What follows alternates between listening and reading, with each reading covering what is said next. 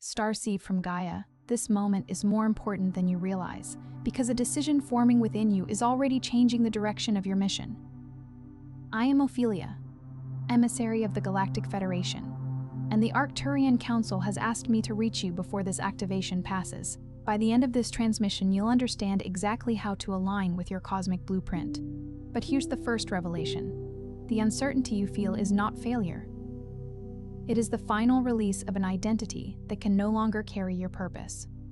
You didn't arrive at this message by mistake. Your soul called this in, and something within you is ready to remember. This isn't just a message, it's a point of reconnection. Like this transmission, to signal to your star family, I'm ready. Comment 999 if your cosmic remembrance is returning, and declare your galactic intention. You are not here by accident. Before this moment moves through you and becomes another thought you almost remembered, take the next step while the signal is still alive. The companion ebook connected to this message was created for the part of you that knows recognition is not enough.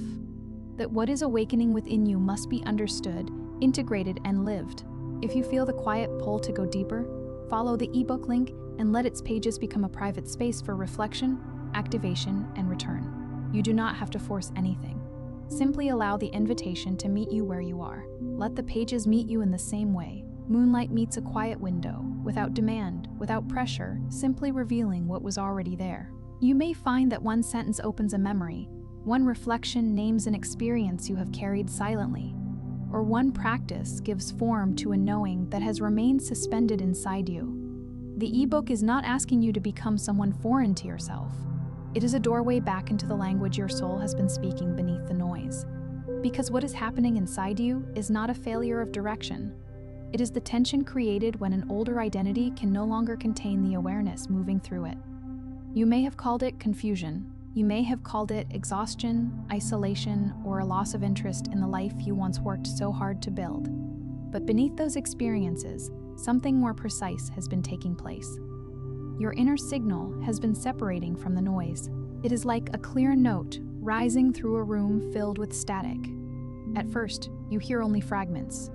Then, slowly, you begin to recognize that the sound has been present all along. The life that once fit may now feel like clothing that has become too small. The duties may remain the same, the streets may look familiar, and the people may continue speaking the same words. Yet your relationship to all of it has changed. This can be unsettling because the mind often interprets unfamiliar freedom as danger. It asks, what is wrong with me? Why can't I be satisfied? Why do I feel so far away from something I once wanted?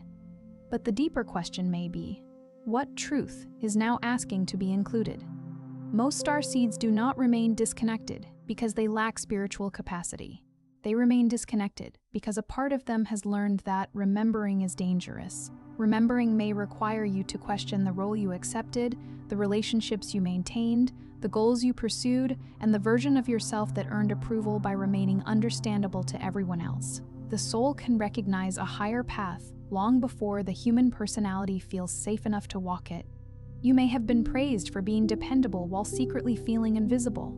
You may have been rewarded for being agreeable while your body tightened every time you said yes. You may have become the strong one, the peaceful one, the person who could absorb every crisis, and then wondered why your own inner world felt neglected.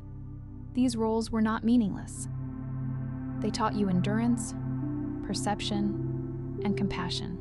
But a role that helped you survive one chapter can become a cage in the next. The soul does not condemn you for adapting. It simply begins to withdraw its energy from identities that can no longer carry the truth. This withdrawal may feel like emptiness before it feels like liberation. The old structure may tremble before the new one has appeared. That trembling is not proof that you are lost. It is evidence that something deeper is refusing to remain hidden. This is why the awakening often begins as a disturbance. The familiar no longer provides the same nourishment. Certain conversations leave you depleted. Environments that once seemed normal begin to feel energetically dense. You start sensing what is not being said. You notice the difference between a person's words and the frequency beneath those words. You may even wonder whether you are becoming too sensitive, too distant, or too difficult to satisfy. You may walk into a room and feel the history of arguments that were never resolved. You may hear laughter and still sense grief beneath it. You may recognize when kindness is being offered freely and when it is being used as a hidden bargain. These perceptions can make ordinary life feel strangely transparent. Yet this does not mean you are meant to judge everything you sense. Discernment is not suspicion. It is the ability to remain open while noticing what is actually present. But sensitivity is not the distortion. The distortion was the training that taught you to distrust what you perceive. You were told to stop overthinking when you were actually noticing patterns. You were told that you were imagining things when your body was responding to contradiction. You were encouraged to be less intense when what others called intensity was often your capacity to feel deeply and see beyond appearances. Sensitivity without grounding can become overwhelm, but sensitivity joined with self-trust becomes guidance. The answer is not to close the inner door. The answer is to strengthen the room within you so that what enters can be understood without taking control. For many, the Earth identity was built through adaptation. You learned how to read the room, soften your truth, hide your intensity, and make your awareness appear ordinary. You learned to translate your instincts into acceptable explanations. You learned to call your inner knowing coincidence because no one around you had language for what you felt. Over time, the translation became so constant that the original signal seemed to disappear. You became fluent in everyone else's needs and unfamiliar with your own. You could sense when someone was uncomfortable before they spoke, yet you could not always tell when you were abandoning yourself. You learned to monitor your expression, your voice, your dreams, and even your joy. The question was no longer, "What do I feel?" It became, "What am I allowed to feel here?" It did not disappear. It was buried beneath repetition, beneath the repeated apology, beneath the repeated postponement, beneath the habit of checking whether your truth would be accepted before allowing yourself to speak it. But what is buried is not dead. Seeds remain alive in darkness. Rivers continue moving beneath frozen ground. And your original signal has been waiting for the season in which you could finally hear it without immediately silencing it. The Arcturian current speaks of this as a compression of the light body and narrowing of perception that occurs when expanded consciousness is repeatedly forced into environments that reward conformity. Your energy begins to organize around survival instead of purpose. Your attention becomes occupied with proving your worth, managing other people's expectations, and recovering from interactions that your system recognizes as misaligned. The galactic codes are still present, but they are no longer receiving enough silence to transmit clearly. Imagine a vast instrument placed inside a narrow enclosure. The instrument has not lost its music, but the sound becomes distorted because there is no room for it to resonate. In the same way, your consciousness may be expansive, while your daily life has been organized around contraction. The more often you suppress your truth, the more effort it takes to remember what truth feels like. This compression can show itself through restless sleep, difficulty making decisions, a constant need for distraction, or a strange inability to feel excited by achievements that once seemed important. It can also appear as a longing for solitude, not because you hate people, but because your field needs time to return to its original shape. Silence is not always emptiness. Sometimes silence is the atmosphere in which the scattered pieces of you gather. This is why trying to force a mission can create even more disconnection. You cannot access a higher instruction through the same frequency that was created by fear. You cannot hear a subtle transmission while constantly demanding immediate certainty. You cannot anchor a multidimensional purpose while treating your body as an obstacle to escape. Your body is not delaying your awakening.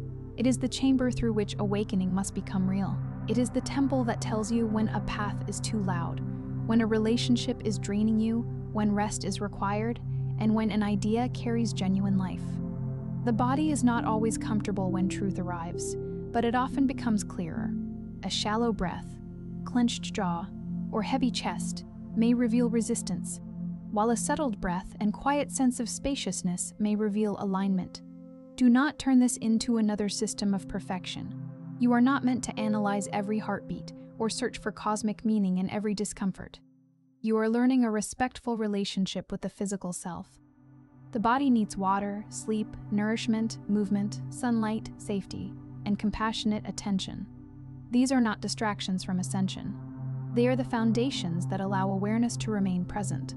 The current moment is important because the old method of postponing yourself is losing its power. You can feel it. The compromises that once seemed harmless now carry a cost. The words you do not speak remain active in your field. The choices you make from fear echo more loudly. The parts of you that were placed in suspension are beginning to send signals through dreams, sudden memories, unusual encounters, and an unmistakable longing for a life that feels internally coherent. Perhaps a song brings tears before you understand why. Perhaps a dream returns you to a place you have never visited physically. Perhaps a stranger says something that answers a question you had not spoken aloud. Perhaps you find yourself repeatedly drawn toward the same subject, symbol, constellation, or practice. These moments do not need to be forced into a grand explanation. They can be received as gentle knocks from the deeper self. This does not mean you are required to abandon everything overnight. It means you are being asked to stop abandoning your own signal. The awakening is not a dramatic performance. It is a series of honest recalibrations. It is choosing the environment that allows your nervous system to soften. It is ending the conversation that repeatedly makes you question your worth. It is allowing your gifts to develop without demanding that they become useful to others immediately. It may be as simple as telling the truth about your availability, turning off the device that floods you with fear, returning to a creative practice, or giving yourself permission to rest without earning it first. A compass does not move the traveler, but it reveals direction. Every small aligned action turns the compass from an idea into a path. Some transmissions don't come through words, but through frequency. If something stirred within you just now, you may be ready to receive the Arcturian Carrier Wave Protocol. 7 guided nights to cross the whisper threshold. This simple, easy-to-navigate app guides you through ancient Arcturian techniques for conscious expansion, multidimensional alignment, and mission remembrance, and includes special bonuses to accelerate your journey. The link is in the first pinned comment, but only for a limited time.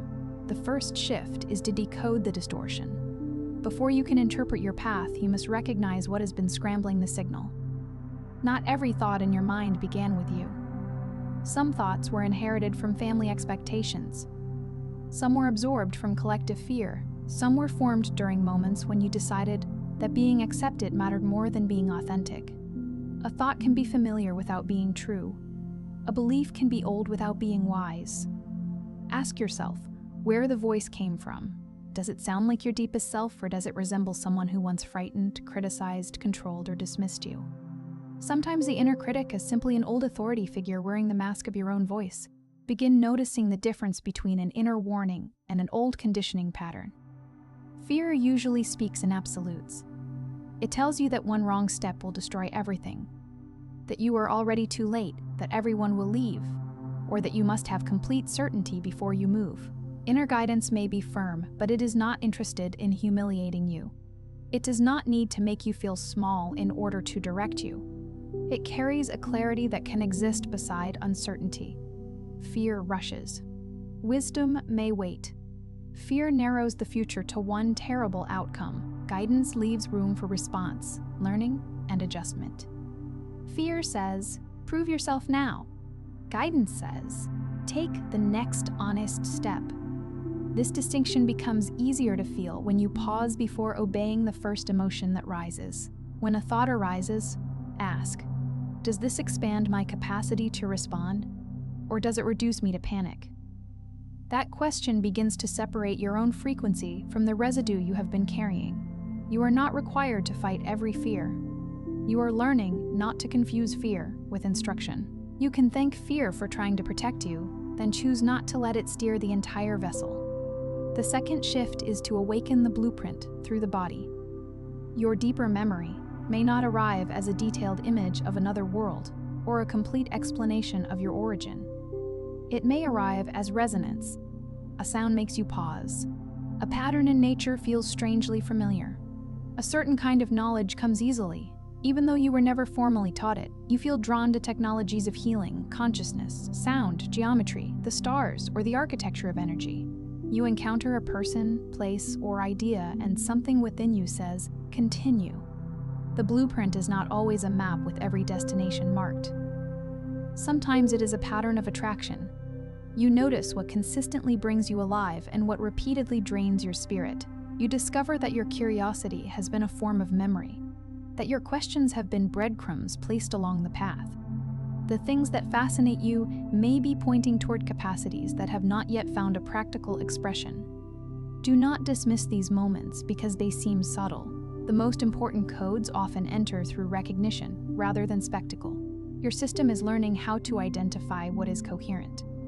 The body may respond before the mind has enough evidence to form an explanation. A deeper breath, a warmth in the chest, a settling in the abdomen, a sudden release of tears. These can be signs that something within you has found a matching frequency.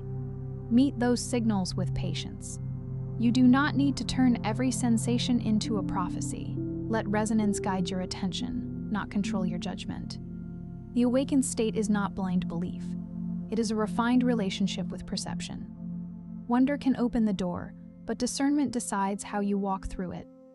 The third shift is to anchor the higher self in ordinary action. Many people imagine multidimensional awareness as an escape from schedules, responsibilities, and physical limitations. But expanded consciousness becomes powerful only when it can remain present during a difficult conversation, a tired morning, a financial decision, or a moment when no one is applauding your growth. The true test of an expanded state is not how radiant you feel during meditation. It is how honestly you return to your life afterward. Can you carry patience into traffic? Can you remain kind without becoming available to mistreatment? Can you make a practical decision without abandoning your intuition? Can you let a difficult emotion move through you without building an identity around it? Your higher self does not ask you to float above your life. It asks you to bring a larger intelligence into the life you are already living. This may mean speaking more simply, resting before exhaustion becomes collapse, creating boundaries without turning them into punishment, cleaning your space, honoring your commitments, eating in a way that supports your energy, or giving focused attention to one task instead of scattering yourself across every demand. These actions may seem too ordinary to be spiritual, but that is precisely where the anchoring occurs. A frequency that cannot enter your daily choices remains an idea. A frequency that changes how you listen, work, recover, and relate has become part of your field. Even washing a cup with presence can become a return to the body. Even answering one message honestly can become a correction in the timeline. The fourth shift is to release the need to be recognized by everyone. There is a particular kind of exhaustion that comes from constantly presenting evidence of your inner reality. You explain your sensitivity. You justify your boundaries. You defend your dreams to people who have never stood inside your perception. You keep offering your sacred interior to those who only know how to measure what is visible. Some people will ask for proof not because they are ready to understand, but because they want to maintain authority over your choices. You are allowed to stop placing your soul on trial. Not every person deserves access to your becoming, and not every misunderstanding requires a correction. There are truths that grow better in quiet soil than beneath the constant glare of explanation. Your mission does not require universal agreement. Some people will only understand the version of you that was available for their comfort. When you change, they may describe your alignment as distance, your discernment as rejection, or your self-respect as selfishness. That response does not automatically mean you are right, but neither does their discomfort automatically mean you are wrong. Learn to let your life become the evidence. Let consistency replace explanation. Let your peace become more important than winning the interpretation of your transformation. The frequency you carry does not need to announce itself. It becomes recognizable through what it makes possible. A tree does not argue with the forest about its growth. It continues reaching toward the light. The fifth shift is to activate the field through directed attention. Attention is not passive. It is one of the ways your consciousness shapes the timeline you inhabit. Every day, something is asking you to place your awareness inside fear, outrage, comparison, or scarcity. This does not mean you must deny what is happening in the world. It means you must become deliberate about what you repeatedly energize. Ask yourself what receives your first attention in the morning and your last attention at night.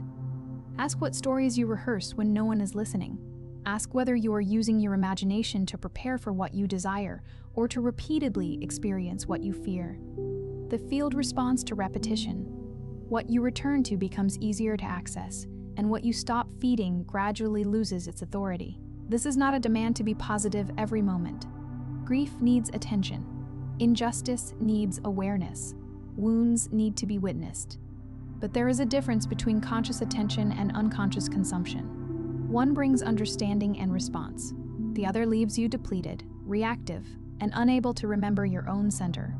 Choose one image of your aligned life and visit it without strain, not as fantasy, but as a frequency of relationship. How does your body feel when your time is respected? How do you speak when you trust your own discernment? What kind of work becomes possible when you are not trying to prove that you deserve to exist? Let these questions reorganize your choices. The sixth shift is to trust the nonlinear timeline. You may believe that if your path were real, it would unfold in a straight line. You would receive the opportunity, recognize the sign, meet the right people, and move forward without interruption. But the soul does not mature according to the calendar of impatience. There are periods when nothing appears to be happening because your foundation is being strengthened below the level of visible results. There are delays that prevent you from entering a situation with an identity you have already outgrown. There are endings that feel like rejection, but are actually the removal of an energetic contract. There are seasons when you are not meant to expand outward because you are learning how to remain present inward. A forest in winter is not failing because it is not flowering. The life has moved inward, gathering strength in roots that cannot yet be seen. Your quiet season may be doing the same. What looks like stillness can be the invisible construction of capacity, discernment, and endurance. Do not measure your awakening only by external movement. Sometimes the greatest shift is that you no longer react as the former version of yourself would have reacted. You pause before answering. You leave without needing to be chased. You stop confusing longing with compatibility. You allow silence to reveal what urgency concealed. These are not small victories. They are signs that the center of gravity has returned to you. The seventh shift is to become a conscious transmitter. Your purpose may not be a title, a platform, or a single accomplishment. It may be the quality of presence you bring into every field you enter. You may be here to introduce steadiness where there is panic, imagination where there is limitation, compassion where there is numbness, or truth where people have become fluent in performance. A conscious transmitter does not force a signal into another person. A lighthouse does not chase ships across the ocean. It remains visible, steady through weather, offering orientation to those who are ready to see. In the same way, your integrity may become permission for someone else to choose integrity. Your healing may become proof that a different pattern is possible. This does not mean carrying everyone. It means refusing to dim the frequency that naturally clarifies a space. Some will be drawn to it. Some will resist it.